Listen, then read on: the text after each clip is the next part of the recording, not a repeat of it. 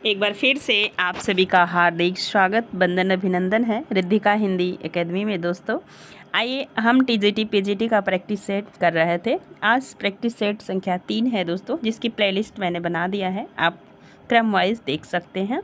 यह प्रश्नोत्तरी कुल 100 प्रश्नों की है। आइए हमारे साथ देखिए पहला प्रश्न, और सभी लोग उत्तर दीजिएगा।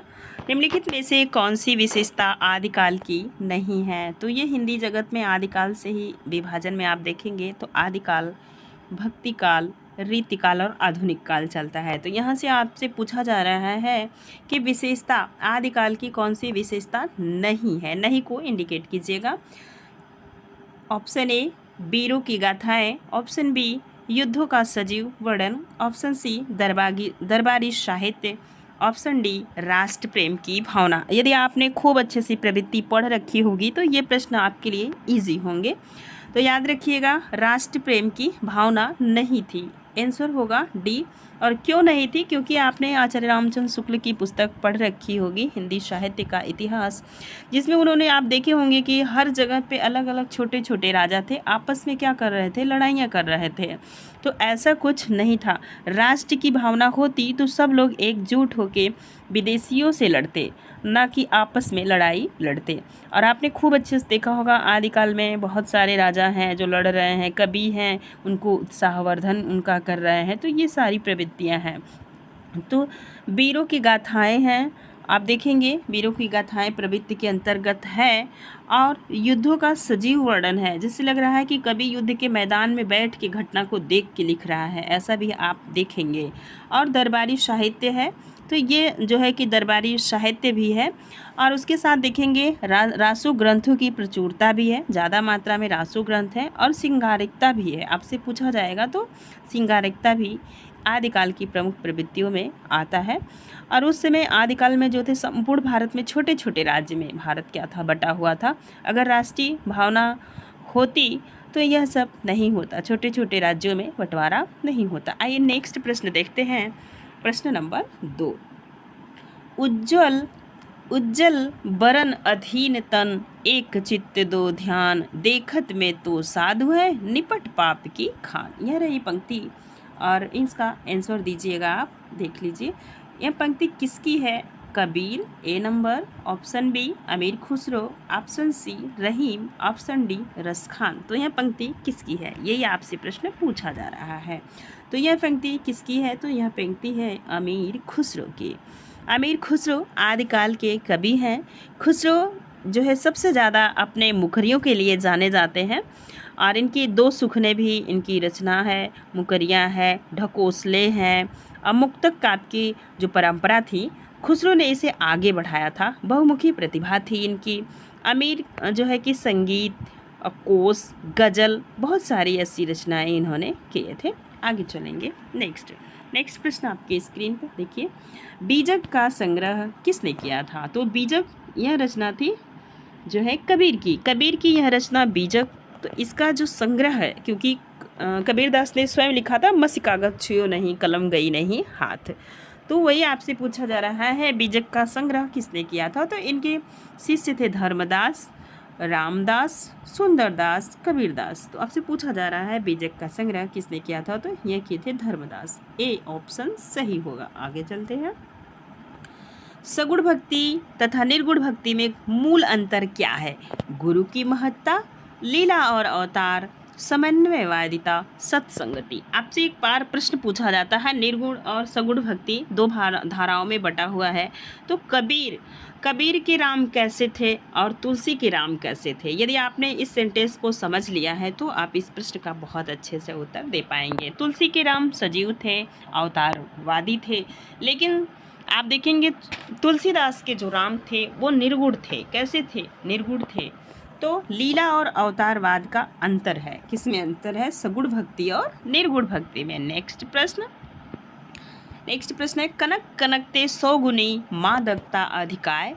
इस पंक्ति में प्रथम कनक का क्या अर्थ है? प्रश्न देख रहे हैं, एकदम टेक्निकल तरीके से बनाया हुआ है। कनक कनक 2 है, क्योंकि आपने बहुत बार पढ़ा होगा, लेकिन ये थोड़ा सा आप ध्यान नहीं देंगे तो ये प्रश्न आपके हाथ से फिसल सकता है। ध्यान दीजिए। ऑप्शन ए धतूरा, ऑप्शन बी सोना, ऑप्शन सी सुंदरता, ऑप्शन डी चाँद। तो पहले कनक का क्या अर्थ है? 5 नंबर का प्रश्न है, तो इसका अर्थ है सोना। धतूरा तो मतलब कनक कनकते 100 गुनी मादकता अधिकार, मतलब सोना पाने पर व्यक्ति क्या होता है? उछलने कूदने लगता है, वही है। और कनक दूसरा का नाम धतूरा है, जब उसको क्या करता, धतूरा खाने के बाद व्यक्ति पागल हो जाता है। ठीक है, आगे चलेंगे। 6 नंबर का प्रश्न है, साहित्य सहचर तथा विचार प्रवाह किसकी कृति है? Option A Ramvilas Sharma, option B Mahavir Prasad Dwivedi, option C Hazari Prasad Dwivedi और ऑप्शन डी शांतिप्रिय द्विवेदी। तो 6 नंबर का प्रश्न है, तो ये आपसे पूछा जा रहा है साहित्य सहचर और विचार प्रवाह किसकी कृति है? तो यह कृति है हजारी प्रसाद द्विवेदी की। ऑप्शन सी सही होगा। नेक्स्ट, भारतेंदुयुगीन काव्य की विशेषताओं में निम्नलिखित में से कौन सी विशेषता नहीं है? देशभक्ति, राज्यभक्ति, जन साहित्य, दरबारी साहित्य। 7 नंबर का प्रश्न आपकी स्क्रीन पे है, आप बहुत अच्छे से जाना है। दरबारी साहित्य नहीं था भारतेंदु युग में। ऑप्शन डी सही होगा। नेक्स्ट देखिए, 8 नंबर का प्रश्न है, निम्नलिखित में से कौन प्रगतिवादी कवि नहीं है? प्रगतिवादी कवि नहीं है केदारनाथ अग्रवाल, वैद्यनाथ मिश्र, शिवमंगल सिंह सुमन, रघुवीर सहाय। तो 8 नंबर का प्रश्न आपकी स्क्रीन पे, तो आप देखेंगे रघुवीर सहाय क्या है? प्रगतिवादी कवि नहीं है। तो प्रश्न आपसे बनेगा, तो ये कैसे कवि हैं? कैसे कवि हैं? तो ये कैसे कवि है? तो ये प्रगतिवादी नहीं है, ये प्रयोगवादी हैं। क्या है? ये प्रयोगवादी कवि हैं, प्रयोगवादी। नेक्स्ट देखेंगे, आगे चलिए देखते हैं कैसे कवि हैं? प्रयोगवादी कवि हैं। 9 नंबर का प्रश्न है आपके स्क्रीन पे, भूले बिसरे चित्र उपन्यास रचनाकार किसने किया? जो भूले बिसरे चित्र है, ये उपन्यास विधा की रचना है, ये क्लियर हो गया। और रचना किसने किया? यशपाल ने, ए नंबर, बी भगवती चरण वर्मा, सी वृंदावन लाल वर्मा और डी नागार्जुन। 9 नंबर का प्रश्न है, तो यह रचना आप देखेंगे भूले बिसरे चित्र, तो भगवती चरण वर्मा की रचना है। और इनके कुछ और जो है कि उपन्यास हैं, जैसे पतन है, चित्रलेखा है, पतन है, नोट डाउन कर लीजिएगा। चित्रलेखा है, लेखा है, चित्रलेखा है।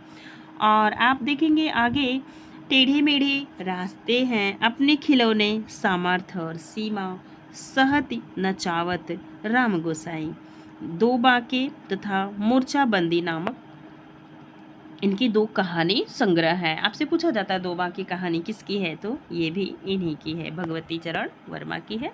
नेक्स्ट आगे देखेंगे, 10 नंबर का प्रश्न है और इजी प्रश्न है, थोड़ा जल्दी जल्दी करते हैं क्योंकि इजी प्रश्नों में हम समय नहीं बर्बाद करेंगे। साहित्य लहरी किसकी काव्य रचना है? मीराबाई, सूरदास, बिहारी, रहीमदास। तो साहित्य लहरी सूरदास की रचना है। 10 नंबर का प्रश्न है। और सूरदास अष्टचाप के जहाज इनको कहा जाता है। और आप देखेंगे मीराबाई, तो मीराबाई भक्तकालीन कवित्री थी और इनकी कुछ रचनाएं हैं, जैसे गीत गोविंद, टीका है, राम विराग है, राग विराग है, गरवा गीत है। ये से आप नोट डाउन कर लीजिएगा, क्या है? गरवा गीत है। ठीक है, तो ये आप नोट डाउन कीजिए। आगे चलते हैं। 11 नंबर का प्रश्न है, भारतेंदु हरिश्चंद्र का जन्म हुआ था 1885, 1880, 1850, 1855। तो 1850 ईस्वी में भारतेंदु हरिश्चंद्र का जन्म हुआ था। 9 सितंबर 1850 याद रखिएगा। कहाँ हुआ था? तो काशी में। इनके पिता गोपाल चंद थे और इनके जो गुरु थे वो राजा शिव प्रसाद सितारे हिंद थे। ठीक है, और आधुनिक काल में इन्हें पुनर्जागरण का प्रवर्तक कहा जाता है, गद्य का पुरोधा कहा जाता है। ठीक है, इनकी कुछ पत्रिकाएं हैं, जैसे कविवचन सुधा, हरिश्चंद्र मैगजीन, बाला बोधनी, ये सारी चीज़ें हैं। आगे चलेंगे हम, 12 नंबर के प्रश्न को देखेंगे। सदाचार की ताबीज किसकी रचना है? गुलाब राय, विवेकी राय, हरिशंकर परसाई, शरद जोशी। तो ये हरिशंकर परसाई की रचना है। आगे चलेंगे। इनके जो है कुछ जो है कि अब आपसे पूछा जाएगा सदाचार का ताबीज किस विधा की रचना है, तो यूजीसी नेट के पाठ्यक्रम में भी लगा हुआ है और यह हरिशंकर परसाई का निबंध है। क्या है? हरिशंकर परसाई का निबंध है। आगे चलेंगे 13 नंबर के प्रश्न पे। बार बार पूछा जाने वाला प्रश्न है, हिंदी साहित्य सम्मेलन प्रयागराज की स्थापना कब हुई? 1901, 1910, 1915, 1920। तो ये हुई है 1910 में। नेक्स्ट, जो हम लोग आरती करते हैं वह किसके द्वारा लिखा गया है? आरती की जय हनुमान लला की के रचयिता कौन है? नाभादास, रामानुज, रामानंद, तुलसीदास।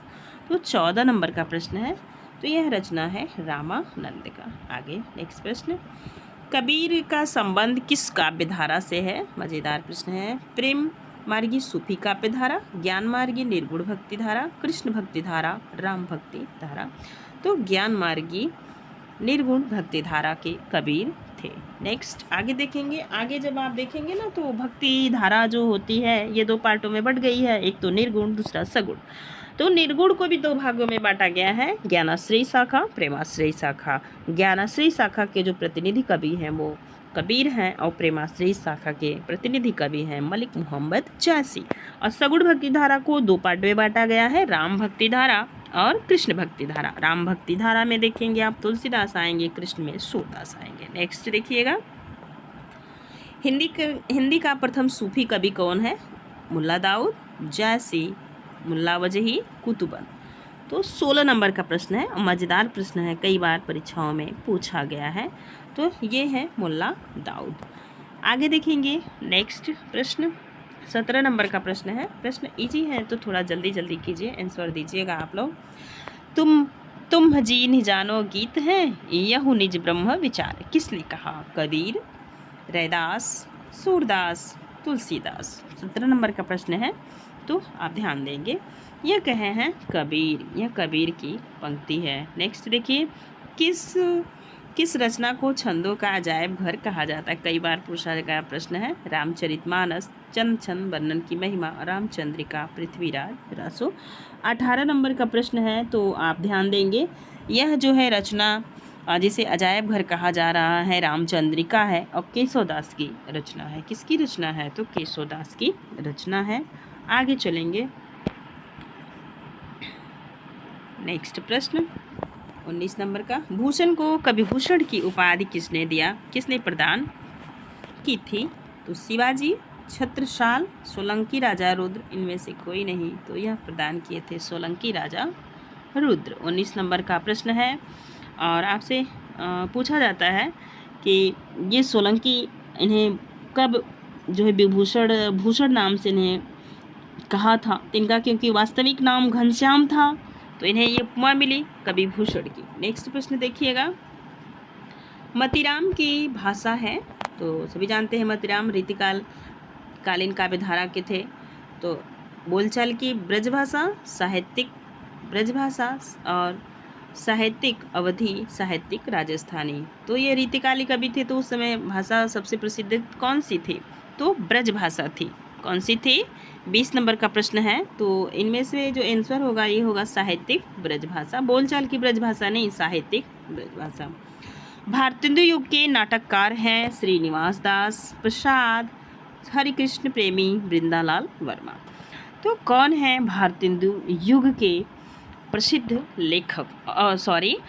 भारतेंदु युग के नाटककार कौन है? तो ये प्रसिद्ध जो हैं वो लाला श्रीनिवास दास हैं। इनका पूरा नाम है लाला श्रीनिवास दास। आगे चलेंगे और आपसे कुछ लेखक पूछे जाते हैं भारतेंदु युग के, तो नोट डाउन करिए। जैसे बालकृष्ण भट्ट, प्रताप नारायण मिश्र, राधाचरण गोस्वामी, बद्रीनाथ चौधरी प्रेमघन, लाला श्रीनिवास दास और हैं बाबू देवकी नंदन खत्री, किशोरी लाल गोस्वामी। इतने लोग हैं जो इनके युग के नाटककार में शामिल हैं। नेक्स्ट प्रश्न देखेंगे 22 नंबर का, द्विवेदी युगीन साहित्य में किस प्रवृत्ति की प्रमुखता नहीं है? द्विवेदी युग की बात की जा रही है तो गद्यात्मकता, काव्यात्मकता, वैचारिकता, इतिवृत्तात्मकता। तो द्विवेदी युग की प्रमुख विशेषता ये है क्योंकि द्विवेदी युग में सबसे ज़्यादा जो है कि गद्य लिखे जा रहे थे, तो ये भी सही रही। आपसे पूछा जा रहा नहीं है, तो वैचारिकता थी, वैचारिक चीज़ें आ रही थी। 22 नंबर का प्रश्न है, तो आप लोग ध्यान दीजिएगा। तो उसमें काव्यात्मकता नहीं थी। अब देखेंगे आंसू, बहुत ईजी प्रश्न है, प्रसाद जी की रचना आंसू। ये है क्या है? मुक्तक काव्य संकलन, अतुकांत काव्य, प्रबंध काव्य, इनमें से कोई नहीं। तो इनमें से कोई नहीं। आंसू क्या है? एक विरह काव्य है, जिसमें प्रेमी की अतीत की जो है मादक स्मृतियों की याद में अपनी आंतरिक ज्वाला, विषाद, वेदना का इजहार किया गया है। नेक्स्ट आगे देखेंगे 24 नंबर का प्रश्न। निम्न पंक्तियां किस प्रसिद्ध लंबी कविता से उद्गृत हैं? यहाँ पे आपसे बता दिया गया है कि जो भी लेखक लंबी कविता लिखे हैं तो लंबी कविता से उद्गृत है। प्रतिपल परिवर्तित व्यूह, भेद कौशल समूह, राक्षस विरुद्ध प्रत्युह, क्रुद्ध कपि विषम। तो देख रहे हैं ये कहाँ से ली गई है? तो यह राम की शक्ति पूजा से ली गई है और बहुत ही प्रसिद्ध पंक्ति है। तो आप थोड़ा सा ध्यान दीजिएगा पढ़ते वक्त ही, आप यदि आपने बहुत अच्छे से, क्योंकि राम की शक्ति पूजा जो कविता है ये यूजीसी की नेट के पाठ्यक्रम में लगी हुई है। आगे चलिए। और राम की शक्ति पूजा का जो प्रकाशन वर्ष है वह है 1936 ईस्वी। प्रश्न यहाँ से भी पूछा जाता है, तो नोट डाउन कीजिएगा। और राम की शक्ति पूजा किसकी रचना है ये भी पूछा जा सकता है, तो सूर्यकांत त्रिपाठी निराला की रचना है। और ये जो है कि इनको कुछ उपाधियां मिली हैं, जैसे धर्म अधर्म के विरुद्ध इन्होंने बहुत आवाज़ उठाए हैं, खासकर निराला जी। इनकी रचनाएं आपके अंदर एक ऊर्जा की शक्ति प्रदान करती हैं। नेक्स्ट देखिए 25 नंबर का प्रश्न है, आप ध्यान दीजिएगा। ये है छायावाद विलायती अभिव्यंजना का विलायती संस्करण है। यह कथन किसका है? तो अगर आपने शुक्ल का इतिहास पढ़ा होगा तो ये प्रश्न आपके लिए इजी होगा। ऑप्शन है महादेवी वर्मा, हजारी प्रसाद द्विवेदी, भगवती चरण वर्मा, आचार्य रामचंद्र शुक्ल। तो ये कहे हैं आचार्य रामचंद्र शुक्ल जी। आगे इनमें से कौन उत्तर छायावादी कवि नहीं है? मतलब छायावादी जहाँ खत्म हो रहा था उसके बाद की जो प्रवृत्तियाँ थी वो इनमें से किस कवि में नहीं है? देखिए नरेंद्र शर्मा, रामकुमार वर्मा, बच्चन, अंचल। तो ये सभी जानते हैं ये तीनों कवि आएंगे, नरेंद्र, बच्चन, अंचल। ये उत्तर छायावादी कवि हैं। और इसमें पूछ रहा है कौन सा नहीं है। 26 नंबर का प्रश्न है, तो ये रामकुमार वर्मा नहीं है, बी ऑप्शन सही होगा। नेक्स्ट 27 नंबर के प्रश्न को देखिए। अब देखेंगे 27 नंबर का प्रश्न, प्रगतिवाद के प्रमुख कवि नहीं है। देख रहे नहीं से ज़्यादा प्रश्न बना है। नागार्जुन, दिनकर, अज्ञेय, मुक्तिबोध। कौन से ऐसे कवि हैं जो नहीं है? 27 नंबर का प्रश्न है। आपको ये थोड़ा सा प्रॉब्लम में डाल सकता है प्रश्न, क्योंकि प्रगतिवादी में आपके आ जाएंगे, दिनकर भी आएंगे, ठीक है। और जो है कि नहीं पूछा जा रहा है, तो याद रखिए ये दिनकर जी नहीं आएंगे, बाकी सभी आएंगे। 27 नंबर का प्रश्न सॉरी ध्यान दीजिए, आपसे प्रश्न पूछा जा रहा है क्या, उस पर हम ध्यान केंद्रित करेंगे। प्रगतिवाद के प्रमुख कवि नहीं है, तो कौन सी कवि नहीं है? तो ये जो है कि अज्ञेय जी नहीं है, क्योंकि ये कब के कवि हैं? प्रगतिवाद के नहीं है, जबकि ये प्रयोगवाद और नई कविता के कवि हैं। ठीक है, समझ पा रहे होंगे। नागार्जुन, दिनकर, मुक्तिबोध ये प्रगतिवादी कवि है, ठीक है। और इनके साथ आप याद रखिएगा आगे ये नागार्जुन जी जो है कि ये एक तो प्रयोगवादी हैं, ठीक है, और दूसरे साहित्य जगत में इनकी सबसे ज़्यादा जो इनका जो ख्याति है वो प्रयोगवाद और नई कविता के परिप्रेक्ष्य में है, इतना याद रखिएगा आप। नेक्स्ट प्रश्न, बालकृष्ण शर्मा नवीन का सर्वप्रथम प्रकाशित काव्य संग्रह है क्वासी, रश्मि रेखा, उर्मिला, कुमकुम। 28 नंबर का प्रश्न है, तो ये कौन सा है? कुमकुम है, ठीक है। अब आपसे पूछा जाएगा कि बालकृष्ण शर्मा नवीन की जो रचना है तो ये जो है कि कब प्रकाशित हुई, तो कमेंट के माध्यम से हमें आप ज़रूर बताइएगा। नवीन, ठीक है, की रचना जो कुमकुम है यह काव्य संग्रह है, तो इसका काव्य संग्रह का प्रकाशन वर्ष क्या है, इसे आप कमेंट के माध्यम से हमें ज़रूर बताएंगे। आगे चलते हैं। नेक्स्ट देखेंगे 29 नंबर का प्रश्न है, निम्न में से किसका संबंध प्रयोगवाद से नहीं है? अब देख रहे हैं ऐसे ऐसे प्रश्न बन रहे हैं। मनोविश्लेषणवाद, कलावाद, अस्तित्ववाद, स्वच्छंदतावाद। 29 नंबर का प्रश्न है, तो स्वच्छंदतावाद और छायावाद की प्रवृत्ति है। आपसे पूछा जाए प्रयोगवाद की नहीं है, संबंध नहीं है, ठीक है। तो यह स्वच्छंदतावाद। अब देखेंगे 30 नंबर का प्रश्न आपके स्क्रीन पे है, थोड़ा सा छोटा करेंगे ताकि चारों ऑप्शन आ जाए। ये 30 नंबर का प्रश्न है। अशोक के फूल निबंध के रचयिता हैं महादेवी वर्मा, हजारी प्रसाद द्विवेदी, रामधारी सिंह दिनकर, नागार्जुन। तो ये है हजारी प्रसाद द्विवेदी, बी। 30 नंबर में बी होगा। इनके कुछ और निबंध संग्रह हैं, जैसे कुटज, विचार प्रवाह, नाखून क्यों बढ़ते हैं, यूजीसी नेट के पाठ्यक्रम में लगा है। देवदास, बसंत आ गया, ठीक है। वर्षा, धनपति से घनश्याम तक, मेरी जन्मभूमि, घर जोड़ने की माया, कल्पलता, आलोक पर्व, विचार और वितर्क जो है रामधारी सिंह दिनकर के हैं, ठीक है। ये दिनकर जी के हैं, इनके हमने आपको बताया कुछ निबंध। आगे चलते हैं। निषाद बांसुरी की रचना विधा है। ये 31 नंबर का प्रश्न है, आपसे पूछा जा रहा है कि निषाद बांसुरी की रचना है, विधा है, कहानी है, रेखाचित्र है, संस्मरण है या निबंध है। तो निषाद बांसुरी जो विधा है ये ललित निबंध के। अब इसके निबंधकार कौन है? कुबेर नाथ राय। कौन है? तो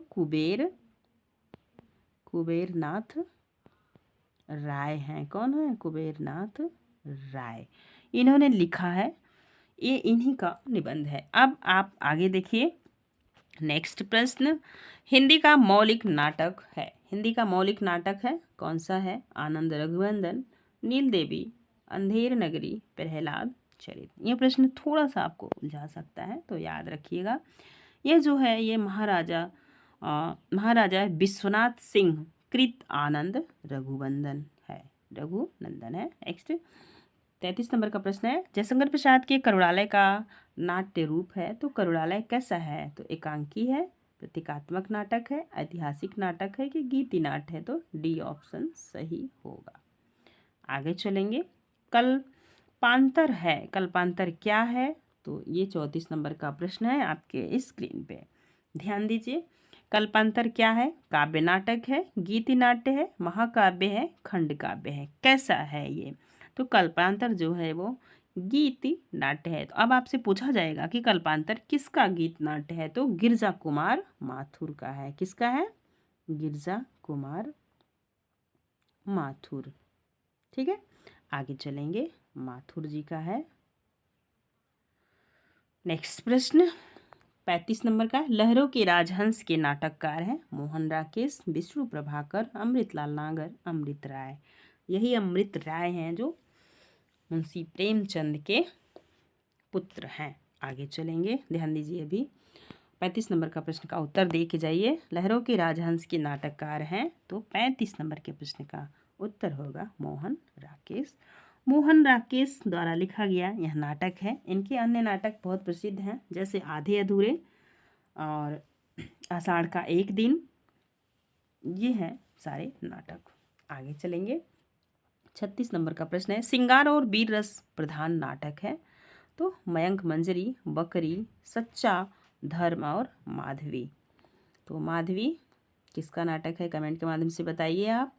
तो सिंगार और वीर रस प्रधान नाटक है। 36 नंबर के प्रश्न का आप उत्तर देंगे, तो ये है मयंक मंजरी। मयंक मंजरी किस के द्वारा लिखा हुआ नाटक है? तो किशोरीलाल गोस्वामी, और 1891 ईस्वी में ये लिखे थे। इसका प्रकाशन वर्ष याद रखिएगा, तो ये है 1851 ईस्वी, 1891 ईस्वी।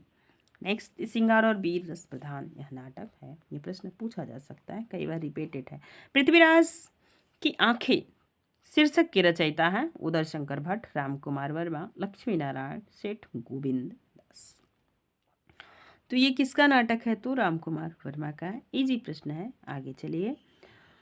निर्मल वर्मा का चर्चित कहानी संग्रह है परिंदे, तलाश, बंजर, इनमें से कोई नहीं। तो ये परिंदे कहानी लगी हुई है यूजीसी नेट के पाठ्यक्रम में। तो इसका प्रकाशन वर्ष आपसे पूछा जा सकता है, तो 1960 ईस्वी है। आधुनिक युग की कहानियों में आती है, और ये कहानी के अंतर्गत शहरी जीवन में कितनी त्रासदियाँ हैं और कितनी सारी समस्याएं हैं, वो सब इसमें दिखाया गया है। निर्मल वर्मा के कुछ कहानी संग्रह हैं जिसे याद रखिएगा, ये पूछा भी जाता है। जल्दी झाड़ी 1965, पिछली गर्मियों में 1968, बीच बहस 1973, कब्बे और काला पानी ये कई बार पूछा गया है 1983 ईस्वी, और सूखा तथा अन्य कहानी 1995। डॉक्टर परिंदे को डॉक्टर नामवर सिंह ने कहा है नई कहानी की पहली कृति माना है, तो ये भी आप याद रखिएगा। 39 नंबर का प्रश्न है, कोठरी की बात कहानी उद्भुत है, इसके लेखक कौन है? तो कोठरी की बात हो सकता है आपके लिए नई कहानी हो। अज्ञेय, निर्मल वर्मा, कृष्णा शोभती, रजनी गुप्ता। ठीक है, 39 नंबर का प्रश्न है, तो आप याद रखिएगा कि यह किसकी कहानी है, कोठरी की बात। तो कोठरी की बात है अज्ञेय की कहानी। किसकी कहानी है? तो अज्ञेय की कहानी। इनकी कुछ और कहानियां हैं जैसे सरलदाता, पुरुष का भाग, अछूते फूल, ताज की छाया। तो ये सारी कहानियां बहुत ही इम्पोर्टेंट हैं। आगे देखेंगे। नेक्स्ट, नमक का दारोगा कहानी के लेखक कौन है? जयशंकर प्रसाद, मुंशी प्रेमचंद, गुलाब राय, रामचंद्र शुक्ल। तो 40 नंबर का प्रश्न है, नमक के दरोगा मुंशी प्रेमचंद की रचना है। जयशंकर प्रसाद की एक कहानी बहुत प्रसिद्ध है, आकाश दीप। ये भी यूजीसी नेट के पाठ्यक्रम में लगी हुई है, एक बार जरूर पढ़िएगा। आगे चलते हैं। 41 नंबर का प्रश्न है, दुखम सुखम उपन्यास की लेखिका हैं चित्रा मुदगल, प्रभा खेतान, ममता कालिया, नासिरा शर्मा। 41 नंबर का यह प्रश्न है 41 नंबर का प्रश्न है, दुखम सुखम उपन्यास की लेखिका आपसे पूछा जा रहा है। तो इसकी लेखिका है ममता कालिया। ममता कालिया की कुछ और उपन्यास है जैसे बेघर, नरक दर नरक, प्रेम कहानी, लड़की, एक पत्नी के नोट्स, ये कई बार पूछा गया है। तो एक पत्नी के नोट्स, दौड़ और अंधेरे का ताला, जिसका प्रकाशन 2009 में हुआ है। नेक्स्ट, जालपा। ये जालपा जो है कि जालपा हिंदी के किस प्रसिद्ध उपन्यास की नायिका है? तो प्रेमाश्रय, सेवा सदन, गबन और परीक्षा गुरु। तो गबन अपने विभिन्न विश्वविद्यालयों महाविद्यालयों को पाठ्यक्रम में लगा हुआ यह गबन उपन्यास है जो बच्चों को पढ़ाया भी जाता है। तो जालपा इसकी एक प्रसिद्ध क्या है? नायिका है। गबन उपन्यास की नायिका है जालपा, याद रखिएगा।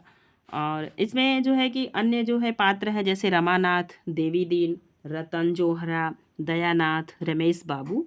ये इन्हीं की इर्द गिर्द पूरी कहानी जो चलती रहती है, घूमती है। जालपा जो है आभूषण से प्रेम करती है और उसके पति उसे आभूषण जो है कि दूसरे से लेके दे देते हैं, लास्ट में कर्ज होता है। फिर जालपा एक भारतीय नारी की तरह सारे आभूषण त्याग देती है, उसका हृदय परिवर्तन हो जाता है, लेखक दिखाया है इस उपन्यास के अंतर्गत। 43 नंबर का प्रश्न है जो आपके स्क्रीन पे है, निम्नलिखित में से कौन सा सुमेलित नहीं है? तो नहीं को जरूर याद रखिएगा। श्यामा स्वप्न, ठाकुर जगमोहन, आश्चर्य वृत्तांत, पंडित अंबिका दत्त व्यास, 100 अजान, एक सुजान, देवदत्त, विधवा विपत्ति। तो ये प्रश्न आपके लिए मजेदार है, आप इनका उत्तर दीजिए। तो आप याद रखेंगे 100 अजान और एक सुजान किसका है? बताइए कमेंट के माध्यम से आप लोग।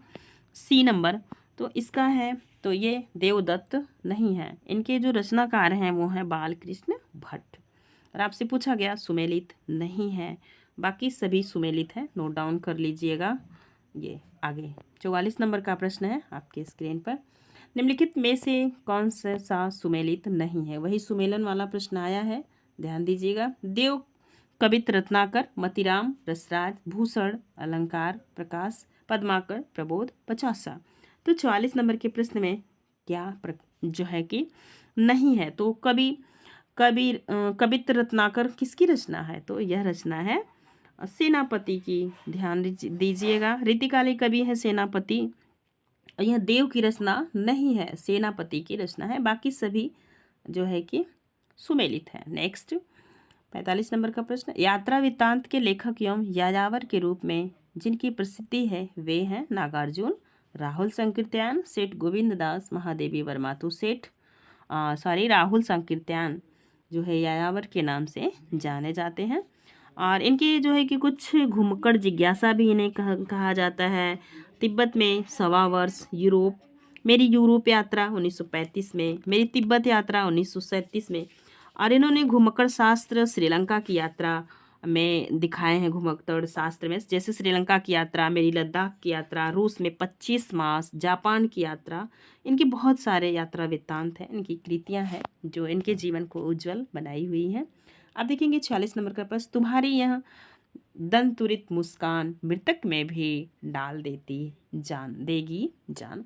यह पंक्ति किसकी है? तो सुभद्रा कुमारी चौहान की है, हरिवंश राय बच्चन की है, नागार्जुन की है कि त्रिलोचन की है?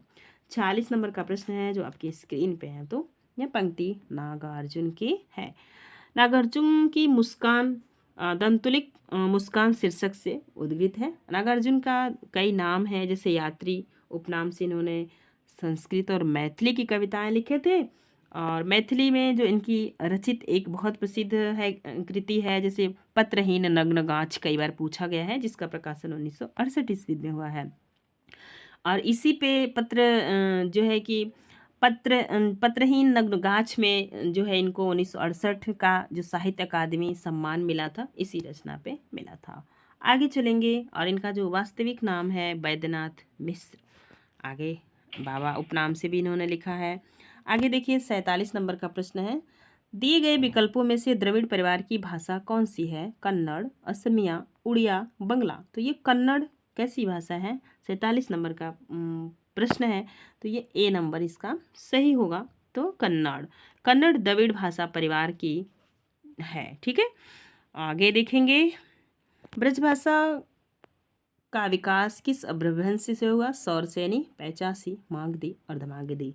ये भी इजी प्रश्न है, तुरंत उत्तर दीजिए। सौरसेनी अपभ्रंश। आगे चलें, ग्वालियर क्षेत्र में निम्नलिखित में से कौन सी बोली बोली जाती है? ब्रजभाषा, अवधी, खड़ी बोली, बांगरू। 49 नंबर का प्रश्न है, तो ब्रजभाषा बोली जाती है। नेक्स्ट 50 नंबर का प्रश्न है जो आपके स्क्रीन पे आ चुका है, ध्यान दीजिए।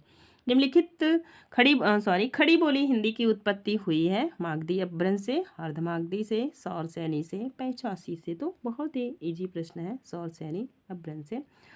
ये प्रश्न कई बार आया हुआ है, ये सारे प्रश्न रिपीटेड हैं और प्रीवियस ईयर पेपर में आए हुए हैं, तो ध्यान दीजिएगा, कभी भी रिपीट हो सकते हैं। इलाहाबाद में बोली जाने वाली बोली है तो ब्रज है, अवधी है, खड़ी बोली भोजपुरी। तो ये अवधी भाषा है। प्रश्न यूजीसी नेट में पूछा हुआ है, खड़ी बोली हिंदी का अन्य सही नाम है? तो भारती है, कौरवी है, हरियाणवी है, हिंदी है। तो खड़ी बोली का दूसरा नाम कौरवी है।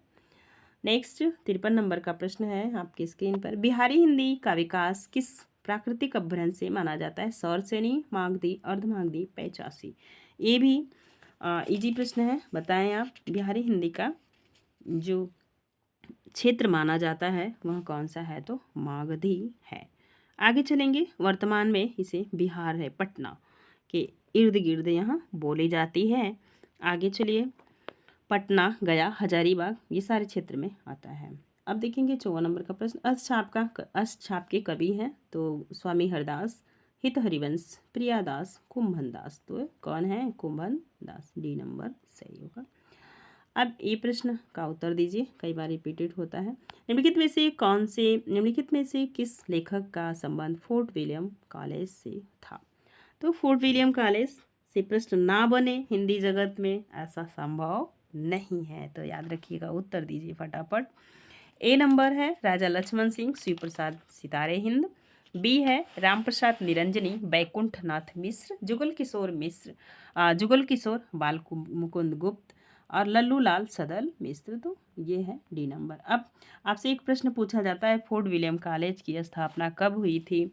तो ये हुई थी फोर्ट विलियम कॉलेज की स्थापना 1800 ईस्वी में, याद रखिएगा। और ये कहाँ हुई थी? तो कलकत्ता में।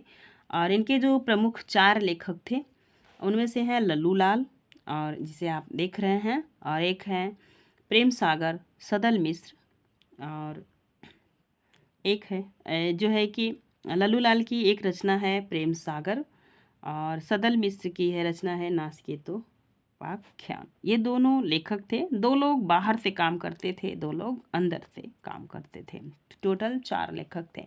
ठीक है, आगे चलते हैं। 56 नंबर का प्रश्न, इनमें से कौन सी रचना तुलसीदास की है? रामध्यान मंजरी, राम सतसई, कृष्ण गीतावली, श्री रामार्चन पद्धति। तो जो है कि 56 नंबर के प्रश्न का अब उत्तर दीजिए। तो कृष्ण गीतावली, कृष्ण से आप सूरदास नहीं लगाएंगे, बल्कि ये तुलसीदास की रचना है, इसीलिए तो प्रश्न बन रहा है। इनमें से कौन सा नाटक भारतीय युग का नहीं है? भारत जननी, भारत दुर्दशा, भारत सौभाग्य, अंधेर नगरी।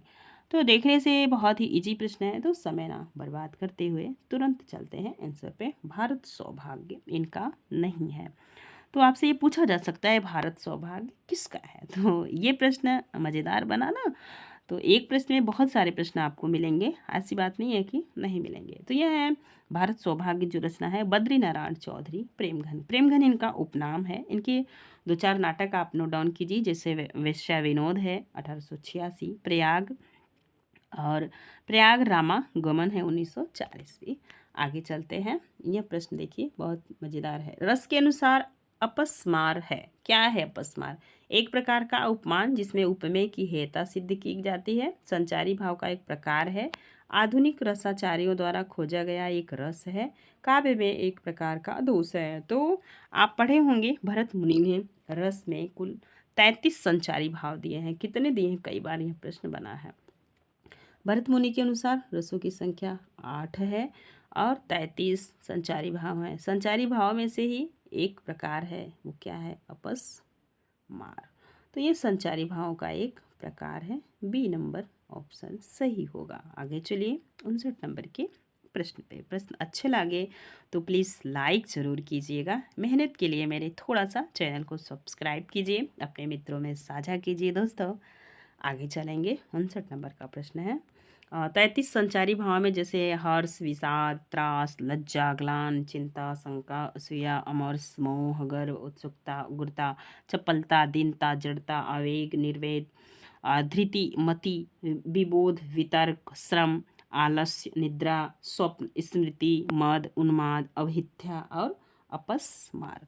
तो वही आपसे अपस्मार पूछा गया है। जो संचारी भाव में इसका स्थान आता है 31वां, और 32 नंबर पे आएगा व्याधि, 33 नंबर पे आएगा मरण। नेक्स्ट आगे चलते हैं।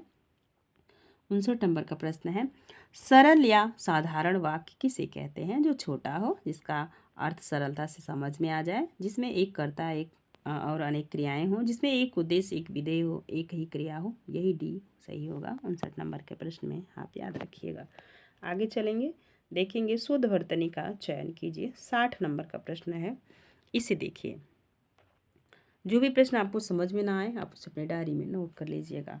शुद्ध वर्तनी का चयन कीजिए। श्रमति, श्रीमती, श्रमति, श्रीमती, श्रीमती और श्रमति। तो ये होगा श्रीमती, बी सही होगा। इजी प्रश्न में बहुत समय ना बर्बाद करते हुए आगे चलते हैं। 61 नंबर का प्रश्न, निम्नलिखित में से कौन सा शब्द जातिवाचक संज्ञा है? मिठास तो भाववाचक, कर्मचारी, खट्टा, पर्वत। तो यहाँ से जातिवाचक पूछ रहा है, जिसमें कर्मचारी एक जाति वर्ग का संबोध करा जाए ना, तो ये होगा बी। नेक्स्ट 62 नंबर के प्रश्न है, इसके ऑप्शन हम कोशिश करके ला रहे हैं, ध्यान दीजिए। ये 62 नंबर का प्रश्न है, आप बीती शब्द में समास है, द्वंद्व, कर्म धारय समास, तत्पुरुष समास, द्विगु समास। तो आप बीती में कौन सा समास है?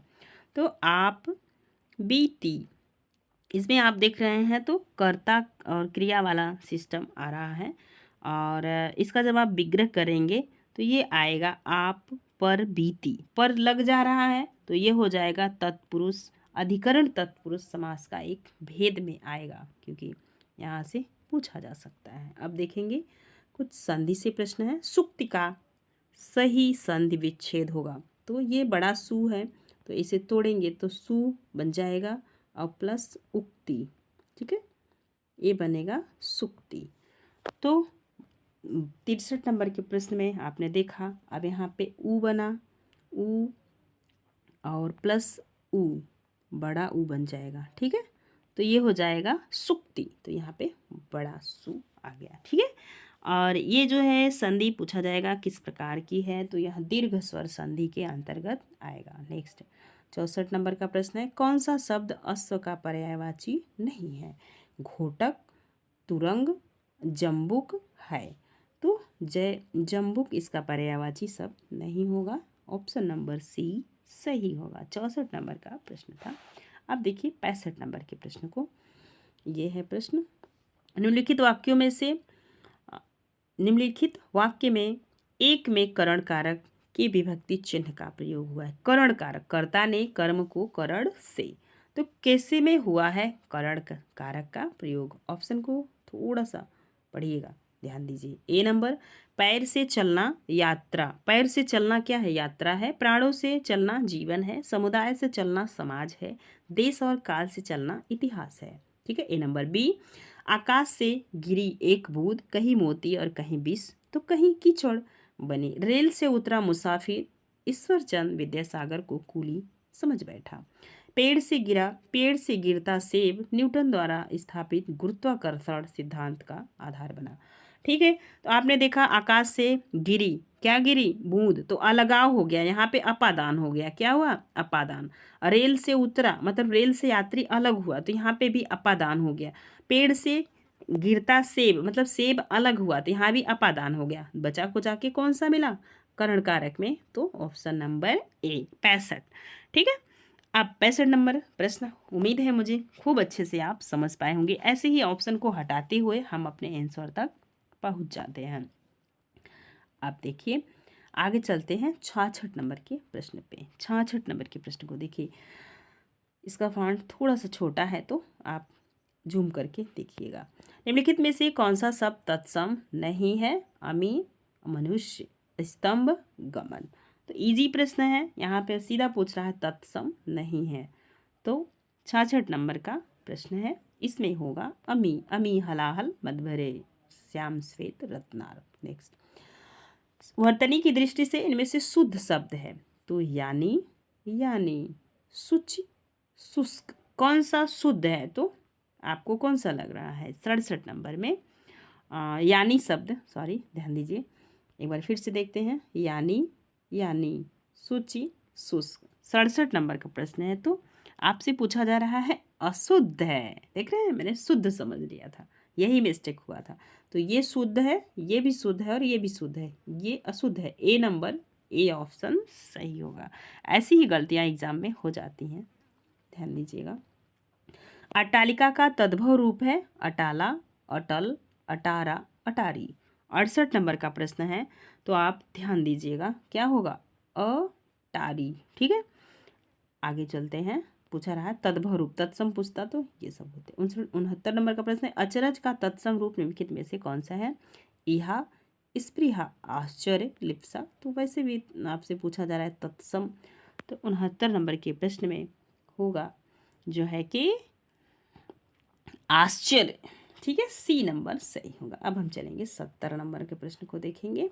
अम्बुज, आपसे देखिए कैसा प्रश्न बना दिया है। अम्बुज का पर्यायवाची बताइए क्या होगा? तो 70 नंबर के प्रश्न को आप बहुत अच्छे से ध्यान देंगे। पर्यायवाची शब्द आपसे पूछा जा रहा है कमल, शंख, कमला, ब्रह्मा, वज्र, वेद, मीन, जलकुंभी, मीन माने मछली, जलकुंभी और जल में रहने वाली कुंभी। ठीक है। 70 नंबर के प्रश्न में आप देखेंगे तो कमल और शंख होगा, अम्बुज।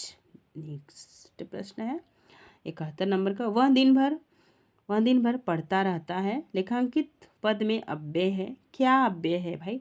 जो रेखांकित है इसमें क्या अव्यय है? तो परिमाणवाची, निपात, समुच्चय बोधक, प्रश्नवाचक। तो क्या है? निपात है। कैसा है? निपात है। ठीक है। निपात के अंतर्गत जैसे आता है तो, तक, न, पर, भला, भी, ये कहते हैं, ये सब वाक्यों में जोर देते हैं। आगे चलेंगे। नेक्स्ट प्रश्न 71 हो गया। 72 नंबर का प्रश्न है, छंद का नाम बताओ। मुरली अधर धर, श्याम सुंदर, जब लगाते तान है, सुनकर मधुर धुन, भावना में बह रहे रसकान है। तो पूछा जा रहा है आपसे कि इसमें छंद बताओ। रोला छंद है, हरि गीतिका छंद है, उलाला है कि गीतिका छंद है? 72 नंबर के प्रश्न का आप उत्तर हमें जल्दी दीजिएगा। तो इसमें है हरिगीतिका छंद। तो हरिगीतिका छंद कैसा छंद है? तो अब सबसे पहले याद रखिएगा, यह एक सममात्रिक छंद है। इसमें 4 चरण होते हैं, जैसा आपने देख लिया। ये पहला चरण, ये दूसरा चरण, ये तीसरा चरण, ये चौथा चरण। टोटल कितने चरण हुए? 4 चरण हुए। अब इसमें 18 मात्राएं होती हैं। चारों चरण में क्या होती? 18 मात्रा। 16 और 11 पे आती होती, तो मिला लीजिए। जैसे 1 1 2। अब 1 1 1 1 1, और यहाँ पे आधा है तो यहाँ पे पूरा 1 1, और यहाँ पे 1, ये 2 रहेगा, 1 आधा रहेगा तो इधर वाला 2 हो जाएगा। ठीक है, ध्यान दीजिए, फिर से मिलाते हैं। जैसे नीचे वाले पे मिला लेते हैं ना। एक, ध्यान दीजिए, 1 1 1, मतलब इसमें 4 मात्राएं रहेंगी, इसे याद रखिए। और 1 1 1 1, और इधर पे 2, इधर पे 1, इधर पे 2, और इसमें 2, फिर इधर 1 1, और इसमें भी 1 1, और 1 1 1 2 1, और यहाँ पे 2। तो देख रहे हैं 1 2 3 4 5 6 7 8 9 10 11। 11 पे क्या हो रहा है? 11 और 16 पे यति हो रही है। तो 1 2 3 4 5 6 7 8 9 10 11 12 13 14 15। तो आप देख पा रहे होंगे। और 15 में जो है कि 1 2 3 4 5 6 7 8 8 9 10 11 12 13 14 15। 15 और कहीं कहीं 16 रहता है, कहीं कहीं 15। तो इसमें ऊपर वाले में एक बार मिला लेते हैं, आप भी मिला लीजिएगा। तो समय ना बर्बाद करते हुए हम इसको लगा देते हैं। और हमने ऊपर बात की टोटल 28 मात्राएं होती हैं। तो आप देख पा रहे होंगे कि 2 3 4 5 6 7 8 9 10 11 12 13 14 15 16 17 18 19 20 21 22 23 24, और यहाँ पे जो है कि 25। ठीक है, तो मात्रा थोड़ी मिस्टेक हो रही है इसमें, ध्यान दीजिएगा। लेकिन ये हरिगीतिका छंद है, इतना आप याद रखेंगे। 16 और 11 पे यति होता है। इसमें देखते हैं कि 2 और 1 2 2 2 2 1 1 1। तो 2 3 4 5 6 7 8 9 10, 1 मिनट, 2 3 4 5 6 7 8 9 10 11। हाँ सही है, ये 11 मात्राएं इसमें हो रही हैं। तो 16 और 11 पे यति होती है। इसका मतलब इसमें 16 मात्राएं हैं, इसमें 11 मात्राएं हैं। इसमें 16 हैं, इसमें 11 हैं, यति होती है। और एक चीज़ और याद रखिएगा, अंत में 2 गुरु होते हैं। जैसे यहाँ पे 2 गुरु हैं, अंत में 2 गुरु होते हैं। आगे चलिए नेक्स्ट प्रश्न पे। 73 नंबर का प्रश्न है, खग कुल कुल सा बोल रहा, रेखांकित शब्दों में अलंकार है यमक श्लेष उपमा रूपक। तो क्या होगा? यमक अलंकार है। यमक अलंकार इसमें है, जो 73 नंबर का प्रश्न है। क्योंकि इसमें कुल कुल 2 बार शब्द आया है ना। कुल कुल कुल का मतलब एक होता है समूह, वो वंश जहाँ पे आप उस कुल में आपने जन्म लिया है, और एक होता है कुल का मतलब ज़्यादा या सब कुछ। ठीक है, 73 नंबर का प्रश्न है। आगे और एक कुल कुल कुल जो दिया है, इसका कभी कभी कलरों में भी हम अर्थ लेते हैं जब बच्चियाँ चहकती हैं। तो कौन सा अलंकार होगा? इसमें आपने खूब अच्छे से जान लिया, यमक अलंकार होगा। नेक्स्ट आगे चलेंगे। दूसरा प्रश्न कुछ वैसा ही है, कनक कनकते सौगुनी मादकता अधिकाय उक्ति उन्हीं खाए। याद रखिए फिर से, कनक कनकते सौगुनी मादकता अधिकाय उन्हीं खाए बौरात नर यहीं पाए बौरात। इस पंक्ति में कौन सा अलंकार है? तो कनक कनक से आपने समझ लिया, इसमें भी यमक अलंकार है। कौन सा अलंकार है? यमक अलंकार है। कपट और कपाट का अर्थ है क्या है? कपट का मतलब होता है धोखा, कपाट का मतलब होता है दरवाज़ा। तो इजी प्रश्न है, क्यों हम ज़्यादा समय बर्बाद करें। दिए गए विकल्प में से एसरा का समानार्थी शब्द चुनिए। मतलब एसरा का समानार्थी शब्द क्या होगा? अभिलाषा, लोभ, प्यार, लालच। तो अभिलाषा होगा। 76 नंबर का प्रश्न है। आगे चलिए 77 नंबर के प्रश्न को देखिए। निम्नलिखित में से निम्नलिखित में किस शब्द में उपसर्ग है? क्या है उपसर्ग? है दशक, लालिमा, कारीगर, पराजय। तो पराजय में परधन अजय, पराजय। में 77 नंबर में क्या है, परा उपसर्ग है। इसमें कौन सा उपसर्ग है, परा। और जय, जय कैसा शब्द है, पूरा शब्द है और जिसका अर्थ होता है हार, तो पराजय। ठीक है, आगे चलिए। अनुरक्ति का विलोम है विरक्ति। आगे चलेंगे। नेक्स्ट प्रश्न, पुरुषवाचक सर्वनाम के कितने भेद होते हैं, तो 3, 2, 4, 7। तो 79 नंबर के प्रश्न को आप बहुत अच्छे से ध्यान दीजिएगा। तो 3 भेद होते हैं। कितने भेद, पहला जैसे उत्तम पुरुष मैं, हम, मध्यम पुरुष वे दोनों। ठीक है, अन्य पुरुष जिसके बारे में हम बात करते हैं। प्रथम पुरुष बात करता है मध्यम से, उसके बाद अन्य के बारे में बात करना, वे दोनों, ऐसे करते हैं ना, वही यहाँ पे आएगा। तो 3 प्रकार के होते हैं। पहला होता है उत्तम पुरुष, मध्यम पुरुष और अन्य पुरुष। नेक्स्ट, राम सो रहा है। इस वाक्य में कौन सी क्रिया हो रही है, सोना। मतलब कहा, यहाँ पे एक चीज़ आपको बताया जाता है, क्या लगा के प्रश्न करिए, उत्तर मिलता है तो सकर्मक, नहीं मिलता है तो अकर्मक। क्या सो रहा है, तो क्या हो गया, यह क्रिया कैसी क्रिया होगी, अकर्मक क्रिया होगी। नेक्स्ट 81 नंबर का प्रश्न है, निम्नलिखित में से कौन सा उपन्यास काशीनाथ सिंह का है, तो रेहन पर रघु, चाक, एक ब्रेक के बाद, ग्लोबल गांव के देवता। 81 नंबर के प्रश्न को आप बहुत अच्छे से उत्तर दे पाएंगे। और ये जो है कि किसका उपन्यास है, तो ये ग्लोबल के गांव देवता किसका उपन्यास है, तो काशीनाथ सिंह का उपन्यास है। ठीक है, और इनके इसी उपन्यास पे इनको क्या मिला था, रेहन पे रघु भी इनका एक उपन्यास है। तो 81 नंबर के प्रश्न को सबसे पहले आप ये जानिए कि काशीनाथ सिंह का उपन्यास काशीनाथ सिंह का है पूछा जा रहा है, तो इसका आंसर होगा ग्लोबल गांव का देवता। आगे चलते हैं, इनके और उपन्यास हैं, अपना मोर्चा, काशी का 80, महुआ, चरित आदि। ठीक है, चाक जो उपन्यास है, ये चाक पूछा जाता है किसका है, तो मैत्री शर्मा पुष्पा का है। ग्लोबल गांव का जो देवता है वो जो है रणेंद्र का उपन्यास है। सॉरी, यहाँ पे थोड़ा सा मिस्टेक हो गया है, क्योंकि ये ग्लोबल गांव का देवता मुझे लग रहा था कि ये पूछा भी जाता है किसका उपन्यास है, तो रणेंद्र का है, आप याद रखिएगा। और जो है कि इनका काशीनाथ सिंह का जो उपन्यास है रेहन पर रघु है, और जिसका प्रकाशन सन 2010 है। ये कई बार पूछा हुआ प्रश्न है। 2011 में इन्हें इसी उपन्यास पर काम मिला था, तो साहित्य अकादमी पुरस्कार मिला था। आगे चलते हैं। रीतिमुक्त कविता की प्रमुख प्रवृत्ति है स्वानुभूति और स्वच्छंदता, अलंकृति, अविरोध, वैचित्र, विरहा, तिरेक। ऋतु मुक्त कविता का, तो ऋतु मुक्त से, ऋतियों से मुक्त जो कविताएं होंगी उसका तो ये होगा ना स्वच्छंदता, अनुभूति होगी। स्वच्छंद मतलब व्यक्ति जैसा चाहेगा वैसा, मतलब जो परंपराएं चल रही हैं उसको तोड़ के हम आगे निकल जाएं। देखिए, प्रियंबद निम्नलिखित में से किस कविता का पात्र है, तो असाध्य वीणा का है, बहुत बार पूछा जाता है। और यह पंक्ति भी बहुत बार असाध्य वीणा की पूछी जाती है, तो याद रखिएगा। तो यह केस आ गए, केस कंबली।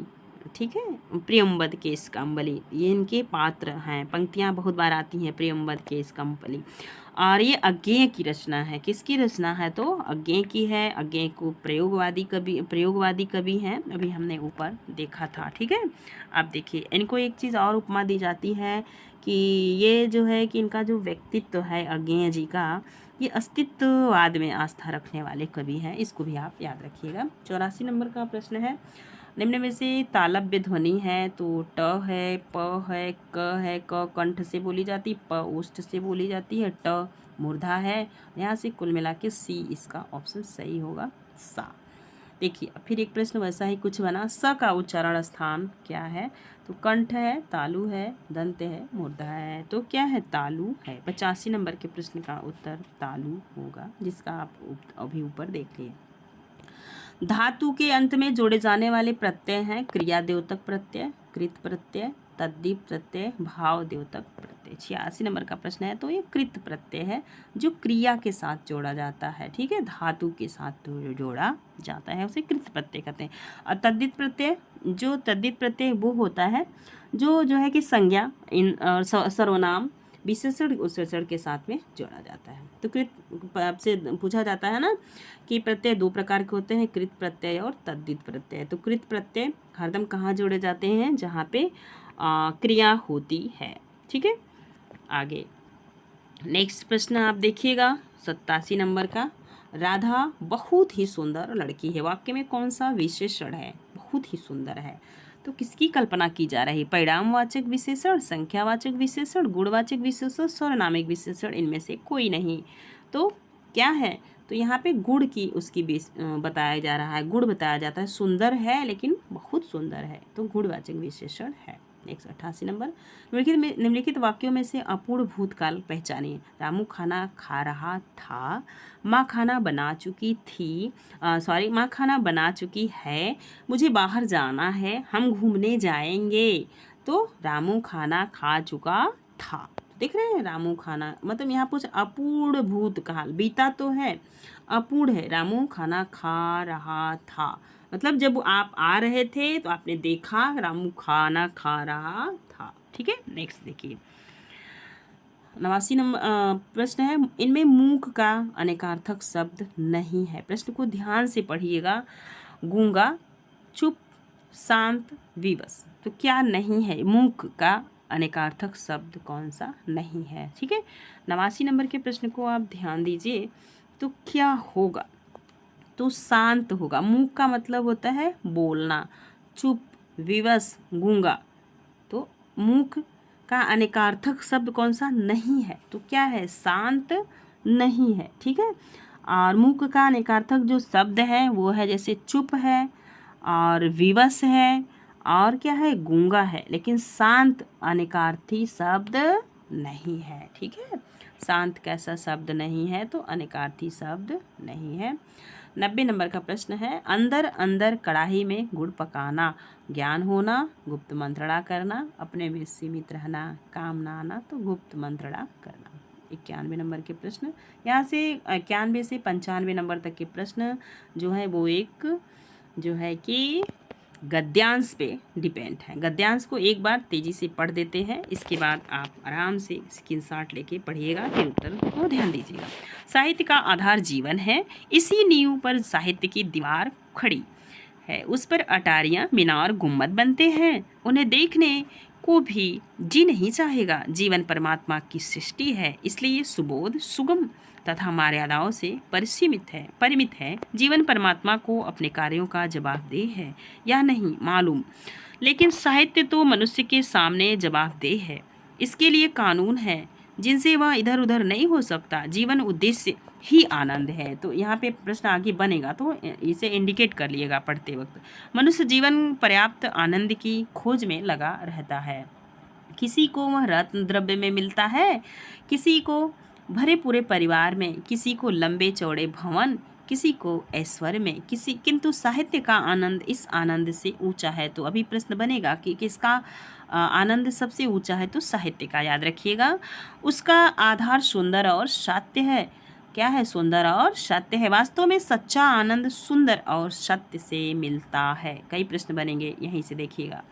उसी आनंद को प्रकट करना, वही आनंद उत्पन्न करना साहित्य उद्देश्य है। ऐश्वर्य अथवा भोग के आनंद में ग्लानि छुपी रहती है। ये भी प्रश्न मज़ेदार है, देख रहे हैं, ऐश्वर्य और भोग में आनंद में ग्लानि छुपी रहती है। पश्चाताप भी होता है। दूसरी ओर सुंदर से जो आनंद प्राप्त वह अखंड और अमर है। सुंदर से जो है कि प्राप्त है आनंद, वह अखंड है, जिसका कोई भाग या टुकड़ा नहीं किया जा सकता। अमर भी है, जिसे कोई मिटा नहीं सकता। अब प्रश्न देखिएगा एक बार, आपने, हमें उम्मीद है कि आप अच्छे से पढ़ लिए होंगे। अब देखिए 91 नंबर का प्रश्न है, सबसे ऊंचा आनंद वह होता है जो कहाँ से प्राप्त होता है, तो साहित्य से प्राप्त होता है। ऑप्शन है, भौतिक साधना से प्राप्त होता है, सत्य से प्राप्त होता है, साहित्य से प्राप्त होता है, परमात्मा से प्राप्त होता है। 91 नंबर का प्रश्न, धातु कहाँ से प्राप्त होता है, साहित्य से। दूसरा प्रश्न देखिए, सच्चा आनंद, दूसरे प्रश्न को आप थोड़ा सा ध्यान दे के देखिएगा। देखिए, सच्चा आनंद किससे मिलता है? साहित्य से, परमात्मा से, सुंदर और सत्य से, भोग और ऐश्वर्य से। 92 नंबर का प्रश्न है। तो 92 नंबर के प्रश्न में कहाँ से होता है? सुंदर और सत्य से, जिसे आपने गद्यांश में पढ़ रखा। देखिए 93 नंबर का प्रश्न, साहित्य मनुष्य के सामने क्या है? आनंद है, जवाबदेह है, आधार है, कि जीवन है? क्या है बताइए? तो साहित्य क्या करता है? जवाब देता है। 93 नंबर का प्रश्न है। ठीक है। अब देखिए 94 नंबर के प्रश्न को, किसके आनंद में ग्लानि छिपी रहती है? साहित्य के, भोग के, जीवन के, मृत्यु के? तो भोग के। भोगी विलासी आपकी जिंदगी होगी तो उसमें आप पश्चाताप करेंगे, जिसे आपने गद्यांश में पढ़ रखा है। गद्यांश इजी था तो फटाफट प्रश्न मिल जा रहे हैं। कभी कभी गद्यांश उझाऊ होता है तो वहाँ पे थोड़ा सा आपको समझदारी के साथ काम करने की ज़रूरत पड़ेगी। सुंदर और सत्य से कैसा आनंद मिलता है? सच्चा आनंद, साहित्यिक आनंद, जवाबदेह आनंद, भोग आनंद। तो ये तो दो वैसे कट जाएंगे। ठीक है। तो 95 नंबर के प्रश्न का होगा सच्चा आनंद। अब देखिए 96, अब 96 से व्याकरण से प्रश्न है। 5 प्रश्न से गद्यांश से, जिसमें आपने देखा था कि 5 प्रश्न गद्यांश से होंगे। निम्न में से पुल्लिंग शब्द कौन सा है? अवस्था, नगर, सेना, शिक्षा। 96 नंबर के प्रश्न में क्या है? तो नगर क्या है? पुल्लिंग शब्द है। आगे देखिए 97 नंबर, मैं चलती थी। मैं का बहुवचन क्या होगा? मैं, तो हम, तुम, वे, सब। तो क्या होगा? हम होगा। ए ऑप्शन सही होगा। 97 नंबर का प्रश्न है। अब देखेंगे 98 नंबर का प्रश्न। ये प्रश्न देखिए मज़ेदार है। ठीक है। निम्न दिए गए वाक्य में एक शब्द रेखांकित है, उस शब्द में प्रयुक्त उपसर्ग किस कोटि का है? चिन्हित कीजिए। विद्यालय का उप प्राचार्य जिम्मेदार व्यक्ति होता है। तो आपसे पूछा जा रहा है विद्यालय का उप प्राचार्य जिम्मेदार व्यक्ति होता है, तो क्या है? प्रयुक्त में आपसे उपसर्ग पूछा जा रहा है, किस कोटि का है? ठीक है। प्रयुक्त उपसर्ग किस कोटि का है? चिन्हित कीजिए, ध्यान दीजिए। और ये उप प्राचार्य की बात हो रही है। तत्सम उपसर्ग है, तद्भव उपसर्ग है, विदेशज है, देशज है। तो आप देख पा रहे होंगे उप का मतलब होता है समीप। 98 नंबर का प्रश्न है। तो ये क्या होगा? तत्सम है, तद्भव नहीं है। ध्यान दीजिए। मालगाड़ी शब्द का समास विग्रह है। माल की गाड़ी, माल से गाड़ी, माल के लिए गाड़ी, माल द्वारा गाड़ी। तो मालगाड़ी, तो माल के लिए गाड़ी, माल की गाड़ी नहीं, माल से गाड़ी नहीं, माल द्वारा गाड़ी नहीं, माल के लिए गाड़ी। यहाँ पे देखेंगे तो तत्पुरुष समास होगा। कौन सा समास होगा? तो तत्पुरुष समास होगा। ठीक है। और तत्पुरुष समास का ही जो है यह भेद है। आगे देखिएगा, आज का अंतिम प्रश्न, पूरी 100 नंबर की प्रश्न उत्तरी थी। ये आज का अंतिम प्रश्न है। पुस्तकालय में कौन सी संधि है? दीर्घ, गूढ़, वृद्धि, यण। तो दीर्घ संधि है। प्रश्न आपको कैसे लगे हमें कमेंट सेक्शन में कमेंट के माध्यम से ज़रूर बताइएगा। प्लीज़ वीडियो को लाइक कीजिएगा, एक प्यारा सा कमेंट छोड़िएगा। अगर किसी प्रश्न में डाउट हो तो हमें ज़रूर बताइएगा। और वैसे तो मैं पूरी तरीके से सही से प्रश्न को करने का प्रयास कर रही हूँ। ठीक है। तो प्रश्न का नेचर आपको कैसा लगा हमें कमेंट सेक्शन में कमेंट कीजिएगा। आज के लिए बस इतना ही, फिर मिलेंगे नेक्स्ट वीडियो में। एक बार फिर से कहेंगे दोस्तों, वीडियो पसंद आए तो प्लीज़ लाइक कीजिएगा, चैनल को सब्सक्राइब कीजिएगा। धन्यवाद।